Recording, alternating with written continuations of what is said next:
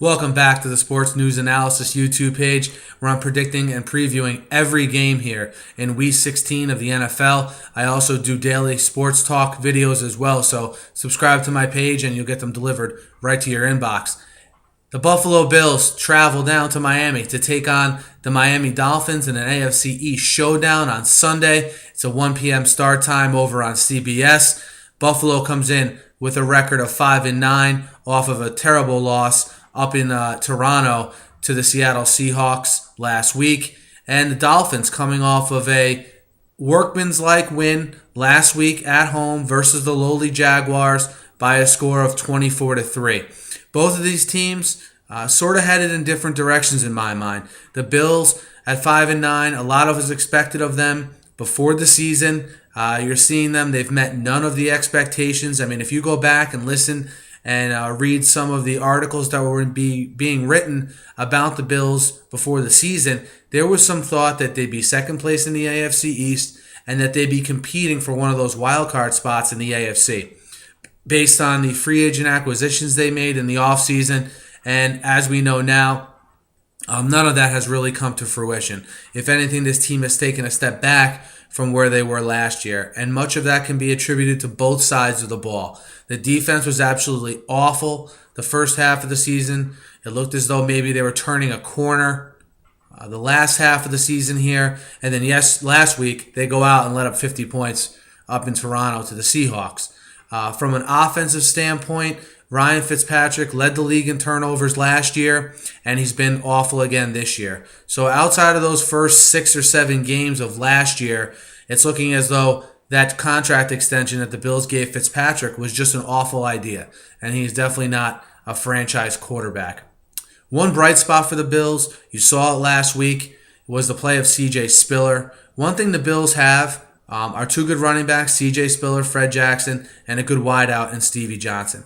But with Spiller specifically, I think what you saw happen was prior to last week when he got his opportunities, he was tremendously productive from a yards per carry average. People were waiting to see when he got the ball, a steady dose of the ball for a whole game, how he'd perform. And I think you saw that last week. 17 carries, 118 yards and a touchdown.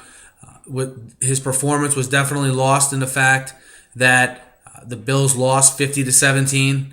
But we look for Spiller to now carry the load going forward here with nothing to play for. I think it'd be foolish of the Bills to not really unleash Spiller and let him kind of have the bulk of the carries the last 2 games here. So I look for Spiller to come out and get established early.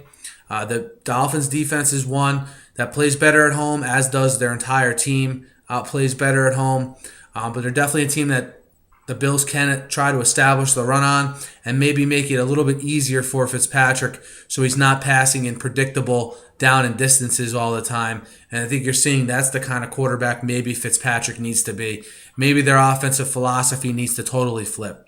Maybe they need to center it more around the 2 running backs, most notably Spiller, and then set up Fitzpatrick for the play-action passes, for the safe passes, and good downs and distances. I think you'll see that philosophical change these last 2 games as well as into next season. As far as the Dolphins go, the Dolphins, I think, are probably a little bit better than people thought. Starting a rookie quarterback, first-year head coach, a young team all the way around. You're seeing the development of some nice young players. I think Tannehill is right where you expect a rookie quarterback to be. He hasn't been great, but he hasn't been awful. He's going through the normal maturation process that a quarterback does, and I personally like what I see from Tannehill. I think he, obviously definitely deserves to start next year, and the book is still out on him, but I think there's been positive signs. You've gotten a great season out of Brian Hartline, the receiver from Ohio State. Again, not much expected from him before the season started, but he's having a good year. I think that defense is a little bit underrated. I'm not saying they're great, but I think they have a lot of good pieces. I think their defensive line is solid. I think their linebacking core is solid.